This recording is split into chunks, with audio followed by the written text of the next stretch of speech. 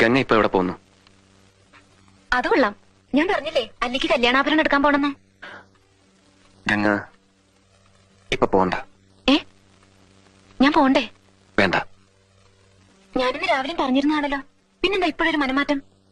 ഗംഗ ഇപ്പൊ പോണ്ട. അതെന്താ? അല്ലിക്ക് ആഭരണം എടുക്കാൻ ഞാൻ കൂടെ പോയാല്? വേണ്ടെന്ന് പറഞ്ഞില്ലേ? എന്താ എന്താ ഞാൻ കൂടെ പോയാല്? പോകണ്ട.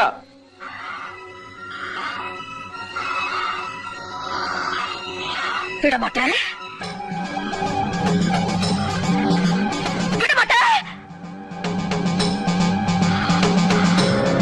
அப்ப நீ என்ன இங்கிருந்து எங்கேயும் போக விட மாட்ட?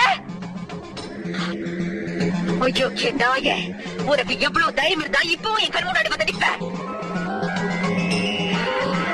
இன்னைக்கு துர்காஷ்டமி, உன்னை நான் கொன்னு ஓ ரத்தத்தை குடிச்சு ஓங்கார நடந்து விடுவேன்.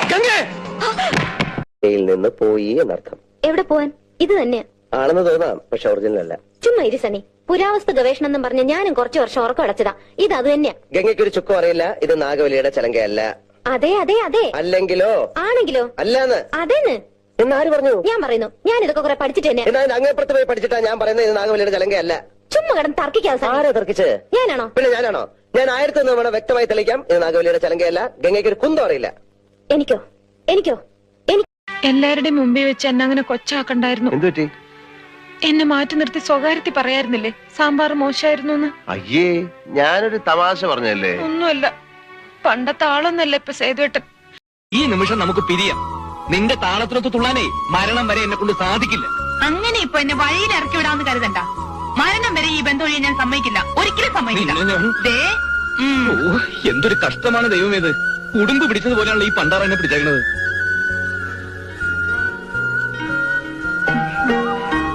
സുധാകരേട്ടാ,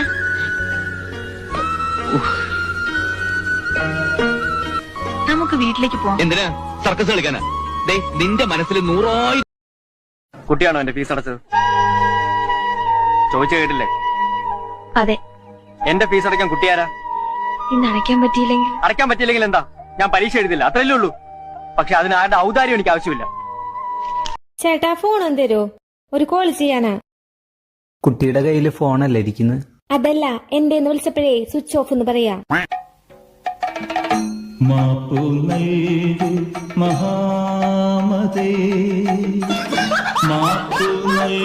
സ്കൂളിൽ പഠിക്കുമ്പോ ഡാൻസിനും പാട്ടിനും ഒക്കെ ഞാൻ മിടുക്കിയായിരുന്നു.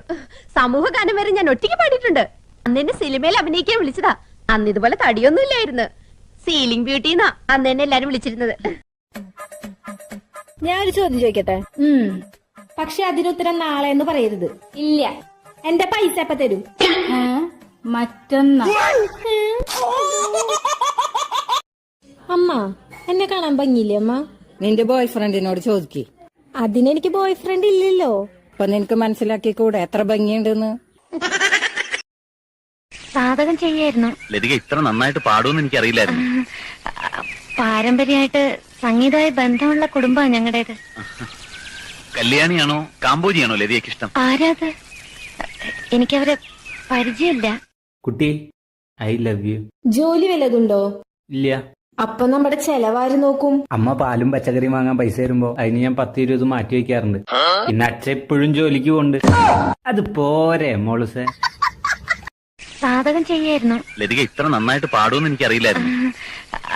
പാരമ്പര്യമായിട്ട് സംഗീതമായി ബന്ധമുള്ള കുടുംബമാണ് ഞങ്ങളുടേത്. കല്യാണിയാണോ കാമ്പോജിയാണോ ലതികയ്ക്ക് ഇഷ്ടം? ആരാത്? എനിക്കവരെ പരിചയമില്ല.